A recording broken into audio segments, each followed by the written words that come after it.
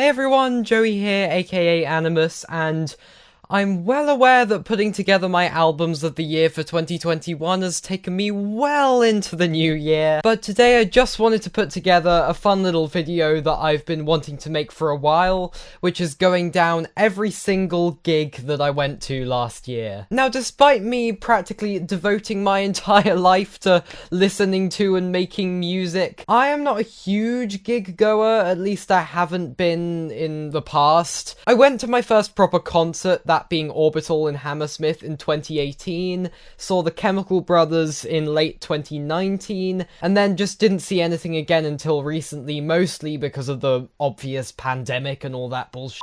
It took me all the way up until September of last year until I saw another piece of live music, and then, you know, I just casually went and decided to see 4 more gigs that same month, followed by 2 more in November. So I just thought it'd be fun to do some little mini reviews of each of these concerts and what my experience was like, and show a few little clips of music as well. So even though technically my first gig of 2021 was going to be on the final day of August, we will get to that story a little bit later. We actually begin on the 1st of September with Girl in Red playing in Pryzm in Kingston, and I saw this with 2 friends. Now, I'll just preface this by saying I'm not the biggest fan of Girl in Red's music, and If I Could Make It Go Quiet, the album which she was touring, but I don't mind it and I enjoy a few of her songs, and mostly I was just keen to get back seeing some live music and have a nice time with my friends. So I did end up going along to this one. We arrived, I'm pretty sure, an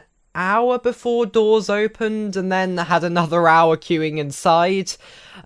With that timing, we ended up sort of like halfway back through the crowd because there were a lot of very intense fans there. So sitting on the pavement eating some Itsu noodles, I noticed it's a very colourful bunch, this fan base. Seeing a lot of cool dyed hair and piercings and that kind of thing. It was a very, very lively atmosphere, which I really enjoyed. Lots of random chants and cheering. Probably the youngest people there, but we were like only just over the age minimum for going on your own, so that makes sense. Anyway, when we actually got into Pryzm, we were like roughly in the middle of the crowd, and people just kept on flooding in. It was a sold out gig, by the way, so it was pretty cramped and sweaty in there. By the time it had filled up to its full capacity, I basically didn't really have any room to move, and was kind of just trapped in all of this, like, body heat. And when she came on, I pretty soon realised that this was going to be the most intense gig experience I'd ever been to,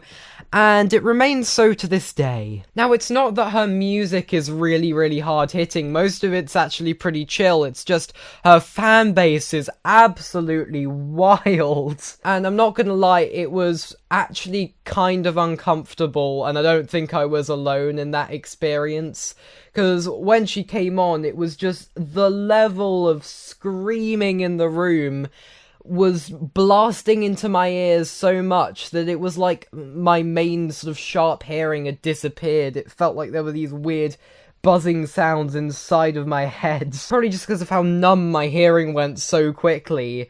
That is just the sound of excited people in the room. It's a very intimate venue, so the speakers were very close and intense when the music came on as well. And for the first few tracks, I was like, wow, this is not going to be the most fun I've ever had. I was getting swept along in this sea of people, sweating, really needing a drink. Kept on trying to jump upwards just so that my head could get above this sort of canopy of body heat. I really thought I just wasn't going to enjoy this gig, but I did kind of end up getting used to it later on, and eventually just kind of started going with the flow of things and having fun. I think I forgot to mention this was the first gig I ever went to where I was actually standing in a crowd rather than seated, and it was a pretty full-on introduction to that kind of gig going. Mosh pits happening, everyone parting out in a circle and then running inward. But yeah, as I said, I did actually kind of start to enjoy how I could just get swept along by this big sea of people, and the atmosphere in there was kind of something else. Even if I did end up stumbling out of the venue, dripping with sweat and with a constant wall of tinnitus in my ears that meant I could barely hear what other people were saying, it mostly did go away after about a day, but I am slightly wondering if the mild form of tinnitus that I still have right now is kind of caused by going to concerts mainly. Maybe I should start investing in earplugs, but it's not going to stop me having fun. Overall, a bit too overwhelming and not really my kind of music, but an excellent introduction to a new kind of music experience. Mostly, I guess. And I cannot deny its electric atmosphere, so 6 out of 10 to this gig experience overall. Big fans of her music will have an absolute blast.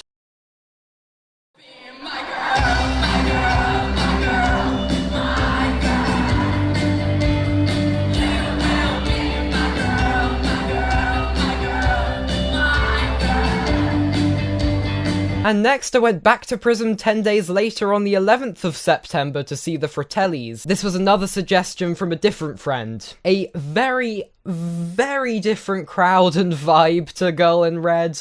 We arrived there, I'd say 30 minutes or so before doors opened, and I was right at the front of the queue with my friend. I could not quite believe it. I was like, where is everyone? Is the gig on? It was just, Girl in Red was such an entirely different experience to this one that I was expecting something very different. But yeah, everyone did eventually start arriving behind us. Perhaps it's just fashionable to be late to a Fratellis concert. Anyway, this crowd was very mixed. There were lots of people of different ages, some people younger than us, some people a lot older than us, lots of gender diversity, but there was a group of people who somehow ended up getting in front of us. Maybe they didn't realise we were queuing for it and I wasn't assertive enough, but they of course ended up getting centre front, and we ended up going kind of off to the left but also right in the front row. So it was brilliant to be able to see everything that was happening on stage, but also I was directly in front of the tower of speakers, just blasting straight into my face. So extremely high volumes, but at least I wasn't having the same level of just barrage of screaming like with the last one. I should mention, Pryzm are very good with curating playlists to play while you're waiting for the gig to start, so this one had some excellent indie rock bangers, some Franz Ferdinand, Gorillaz, Arctic Monkeys, and even though I'm not the biggest long-term Fratellis fan myself, this gig was actually heaps of fun. Pretty sure they had the main band, so vocalist and guitarist, another guitarist, and a drummer, and a keyboard player, but also some brass, and 2 female backing singers who were like really perfectly stylized for this kind of 20s jazz look. Just some really fun rock music all around, great vibes, everyone smiling, everyone having fun, and of course the moment we all waited for, Chelsea Dagger in the encore, football stadium classic, the entire crowd going up and down, ridiculously fun, but the tinnitus was even worse afterwards. Gotta get some headroom here, so I'll say strong 6.5, light 7. Some of the tunes from the new album didn't knock me off my feet, but it was just a great time overall.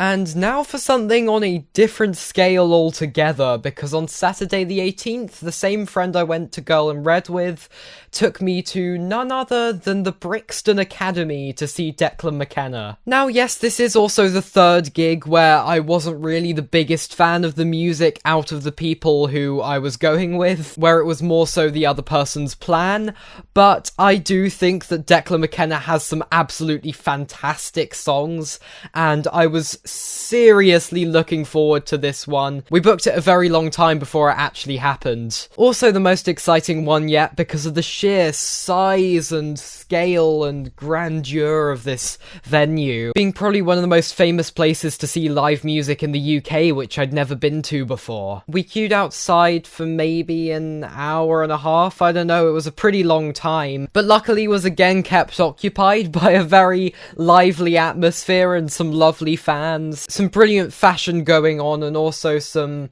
random but hilarious airdropping. We were incredibly lucky with where we ended up in the queue, because she actually managed to find a friend on the Declan McKenna Discord who very kindly said that we could join her very close to the front of the queue, because by the time we got there it was already stretching back all the way into the distance and around the corner. But because of this amazing person, we were maybe 15 people from the very front of the queue. Meanwhile, after about half an hour of waiting, we could literally see that it had gone all the way around the building and looped back again.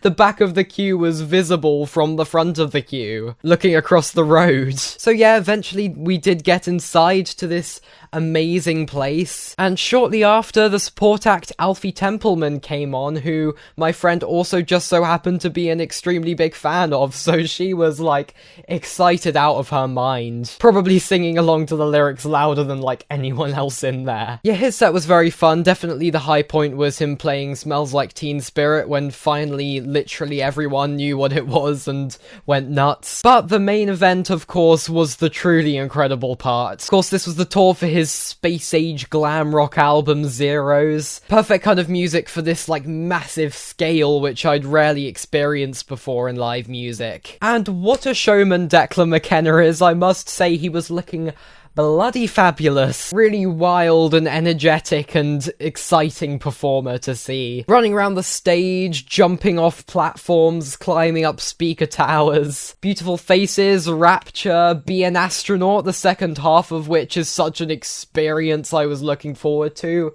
Definitely didn't disappoint. Maybe a couple of areas where the pace slowed down a bit, but the highs were just like astronomical and impeccably performed, even though he seemed to be annoyed about some technical issue which I really couldn't notice whatsoever.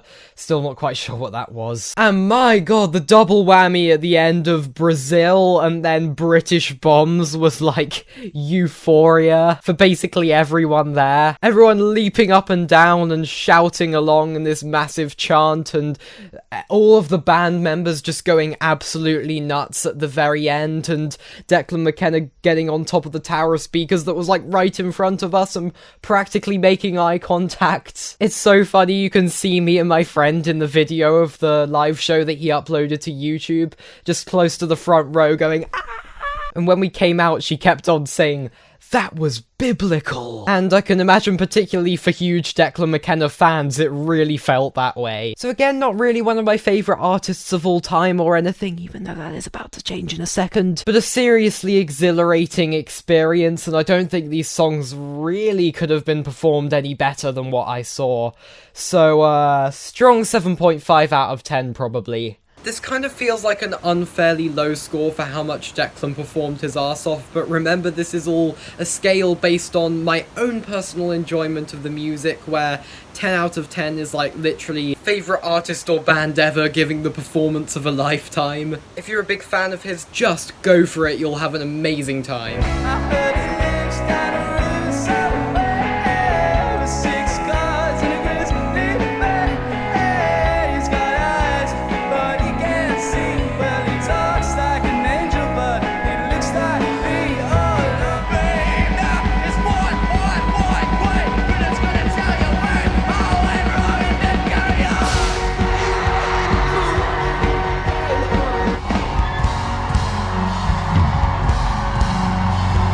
Now, I think I need to preface this next one with a bit of a backstory, because remember how I was talking about how I was going to go to a gig on the 31st of August originally? That was a performance from Black Midi in the Trinity Centre in Bristol. Bristol's not the closest area to me, but given the Alexandra Palace gig was ridiculously expensive to go to, perhaps it was resale tickets, I don't know. I just, like, pounced on these tickets the moment I saw them, because Black Midi are, like, easily one of my favourite new bands from the past 5 years. I absolutely adore their stuff. And I saw a post from them on Instagram saying that instead of a support act at some of their UK dates, they were going to be holding an open mic competition where anyone could send an audition tape in, sign up, and go and perform before Black Midi.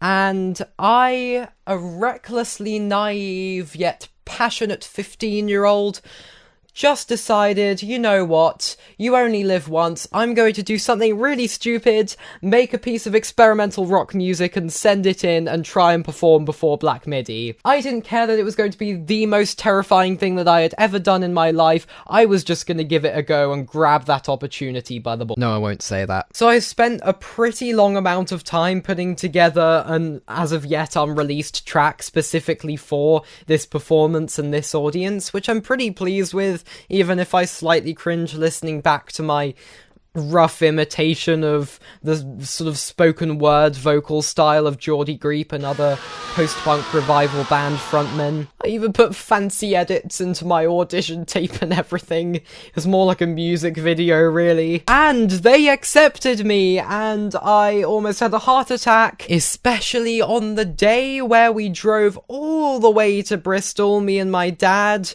which is at least a 3-hour drive from London where I live. I'd never really been to Bristol. It was an absolutely amazing and arty city to go to. Such a cool place to explore.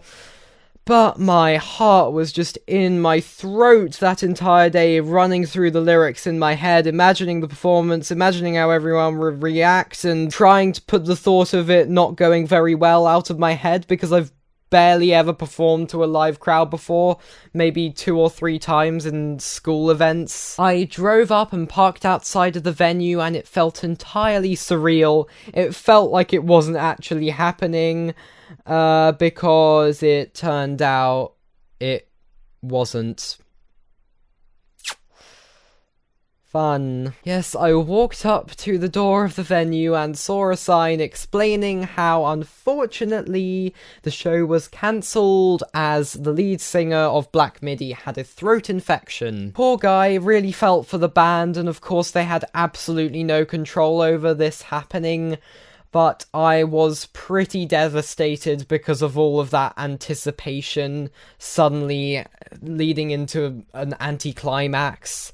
It was just a weird, weird day, driving all the way home through the night and just going to bed feeling really quite deflated. But, of course, I did have the aforementioned Girl in Red gig the very next day to cheer me up.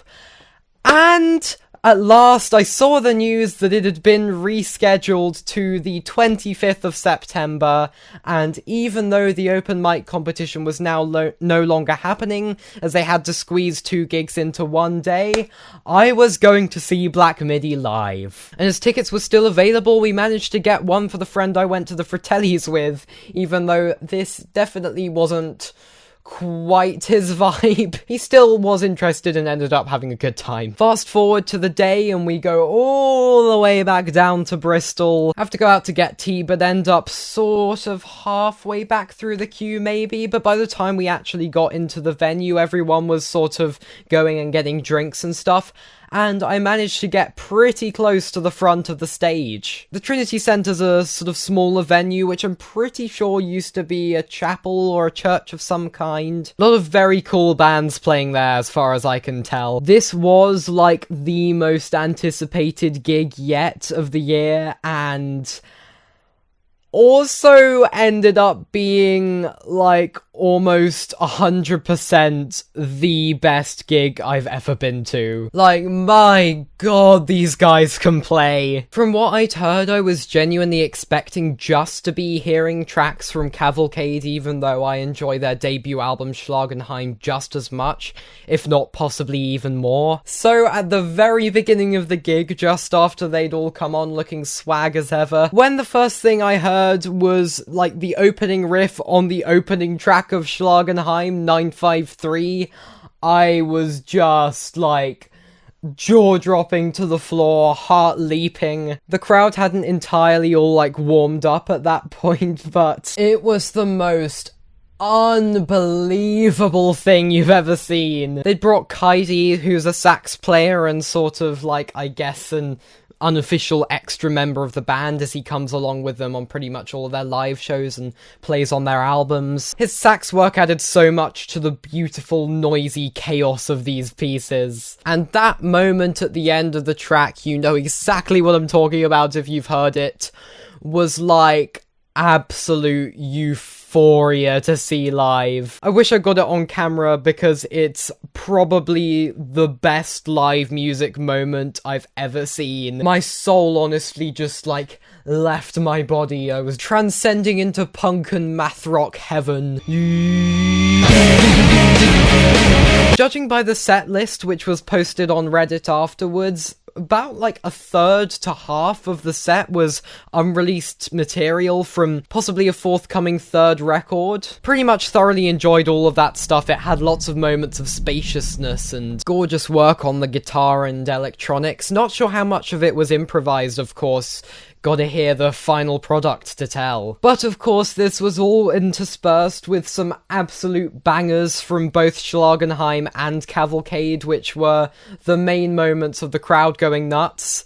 At this point, when everyone was sort of warmed up to moshing and everything, there was like a sort of divide in the crowd between people who were just kind of standing there going, yes, splendid diminished sevenths, and just wild, sweaty, uncoordinated superfans who looked like they'd been possessed by some entity and returned to a primal form of thrashing themselves around. Of course, I admire the music in both ways, but I did end up sort of becoming part of this great sea of people hurling themselves around in all directions. Did slightly begin to fear for my safety sometimes as a very small person in the context of the crowd, but luckily I was kind of enjoying it most of the time. Didn't get hurt at all and had a great time. Bordered on a Girl in Red type experience with the combined intensity of the people around you and the music, which was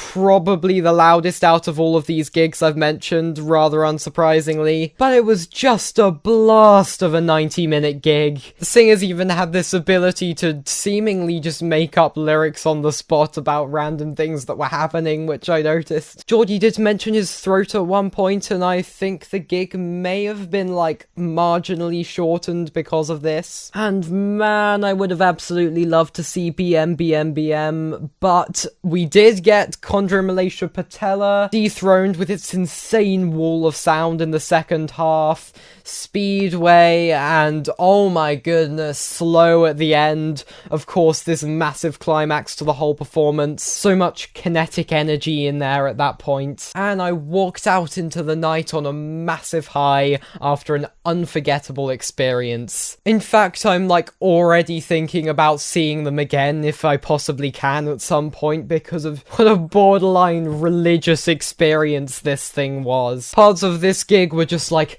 seeing the light. Absolute showstopper of a performance. Couldn't really recommend seeing Black Midi enough. 9 out of 10.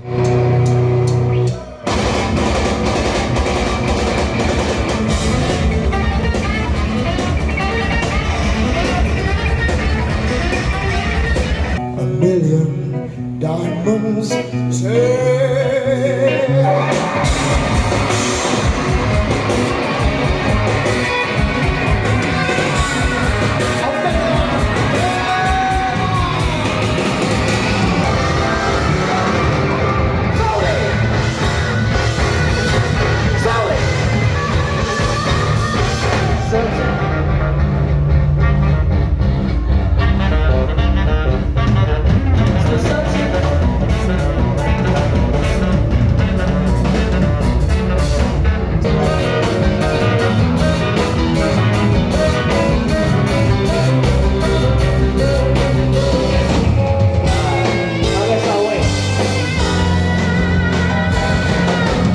And now for the last of the September gigs. On Friday the 30th, I went back to Pryzm once more to see Wolf Alice. This was originally the idea of the friend from Girl in Red and Declan McKenna, but sadly she ended up catching COVID just like a few days before the performance, so I ended up just going to the gig on my own, which you know I'm fine with because it's mostly about the music anyway. Was a little bit guilty that she couldn't be there though. See, again, this was more her idea, but of course if you've seen my best albums of 2021, you'll see that I really loved their last album, Blue Weekend. I was a very big fan of everything they did on there and was looking forward to this without a doubt. And I mean, after all of these incredible gigs, seeing Declan McKenna and then Black Midi, this wasn't like the biggest experience of all time. Fairly standard affair in a smaller venue, as I've mentioned before, so won't spend ages talking about this one because I was almost a little bit burned out from gig going at this point and don't have masses of strong memories from it. But it was a very good time nonetheless. Very close to the front so I could see all of the band. I had one of the guitarists very close to me, speaking to the crowd a lot, and Ellie Rousel is an excellent live vocalist. Some really ethereal moments on this album that were performed impeccably live. Brilliant mix of gorgeous ballads and slower jams, and then some absolute bangers which sent the crowd nuts. You had Smiles starting off the show with a massive bang, the chorus of Delicious Things being even more goosebump inducing than on the studio version. Play the Greatest Hits suddenly injecting the show with thrashing punk energy for 2 minutes and sending the crowd absolutely bananas. Last Man on the Earth feeling like a perfect climactic finale to the whole thing. And then, of course, Don't Delete the Kisses at the very end being a big sing-along that put everyone in a good mood as they went out. And then you had Hands Go Boy and Steel. Terribly sorry, I just felt the desire in my heart to do that. Like I was saying, I feel like I was kind of a little bit gigged out at this point because this was my 5th concert of the month and it didn't feel quite as fresh at that point because, you know, I just had the monumental highs of Declan McKenna and Black Midi, and then going to a small gig in Pryzm on my own didn't feel like quite as big a trip out.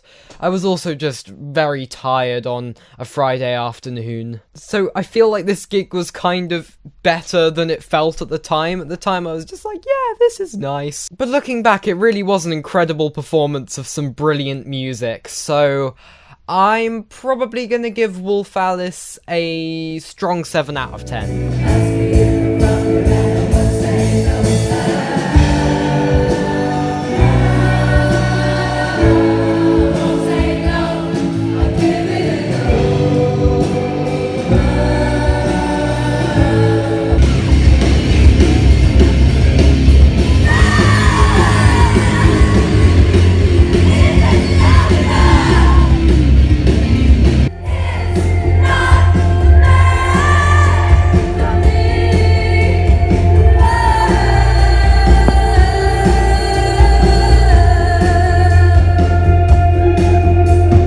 So after that I slowed down the pace a bit for a while, but on Thursday, the 11th of November, I went with my friend from Girl in Red and Declan McKenna back to Pryzm to see Damon Albarn. Yes, bit of a running theme here. Pryzm is, I'm pretty sure, the closest venue to me, and a brilliant place to see live music. Most of the tickets are like £10 or £11, even for Damon frickin' Albarn of Blur and Gorillaz. Quite funny because a couple of hours before the gig I was at Music Theory Club, and as I was saying goodbye to my teacher, just mentioned where I was heading off to, and she was like, I might be seeing you again a bit sooner than I thought. I didn't end up actually seeing her while I was there, but she was definitely at the same gig. So this was in fact the day before the actual release date of his most recent solo album, The Nearer the Fountain, More Pure the Stream Flows. So it was a pretty amazing opportunity to actually be getting to hear most of the album performed live live before it was actually officially released. First time anyone there was hearing a lot of these songs. Can't remember exactly how long we queued outside for, but we did end up once more,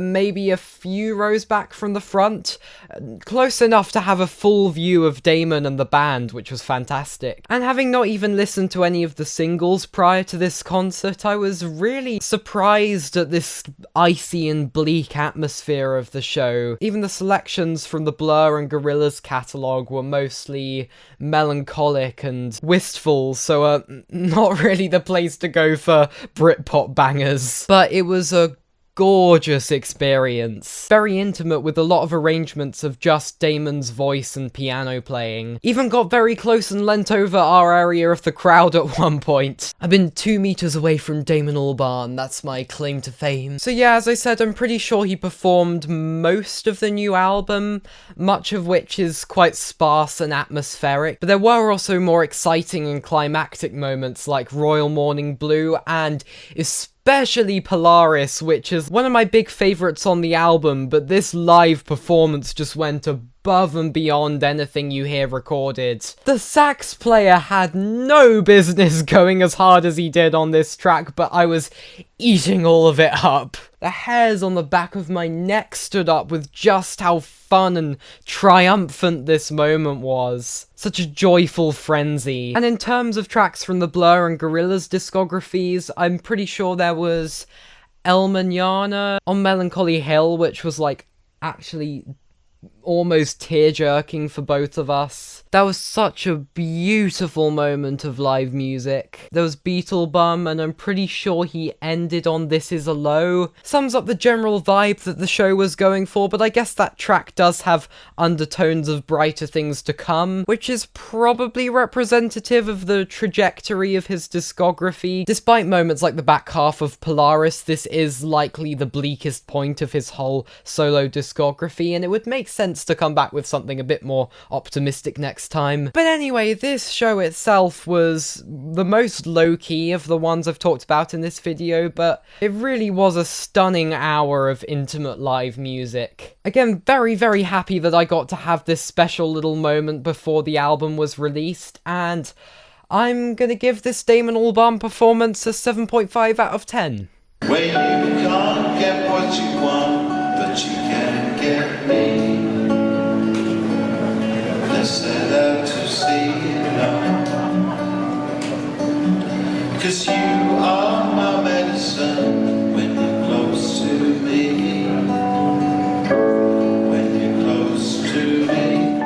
Coincidentally, my final gig of 2021 was on the very next Thursday, which is a weird day to be going to concerts, I know, but purely out of my own desire to do so, I went all the way into London after school to Rough Trade East in order to see the fantastic Japanese folk musician Ichiko Aoba with my dad. This was the biggest nightmare to get to because, as I said, I just had to sprint out straight after school, briefly come home and then get straight on a train into central London on my own as well, because I wanted to get there for when the doors opened, whereas he had a job and couldn't arrive until about half an hour later. Finding my way with Google Maps also only worsened things, and I ended up getting a little bit lost, which was very stressful as my phone battery was critically low and I needed it for a ticket, but I did just managed to get inside. Now, unfortunately, this probably was the worst view I had in all of these concerts, as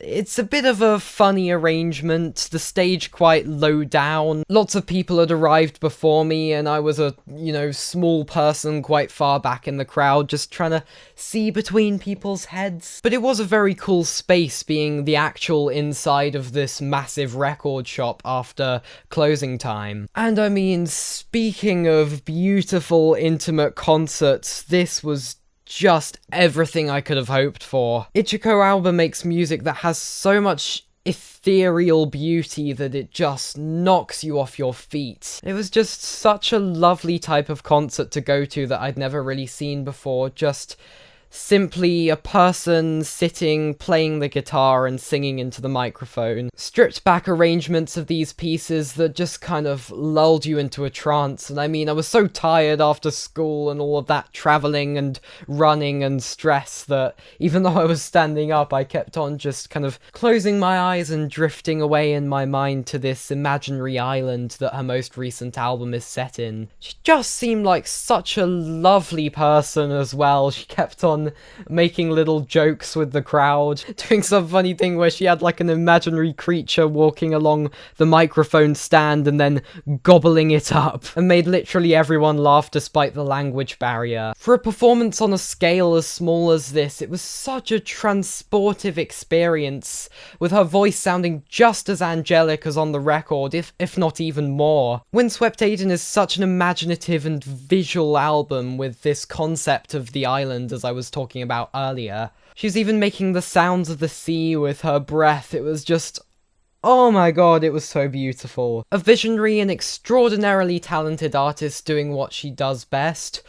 Goosebumps the whole time. Would honestly recommend this to pretty much everyone, given what an undemanding but soul-cleansing experience it is to listen to her music live. Absolutely lovely evening at Rough Trade, and I'm gonna give this gig an 8.5 out of 10. And look, she signed my book! And I got this little postcard which she drew a little fish on, it's so cute!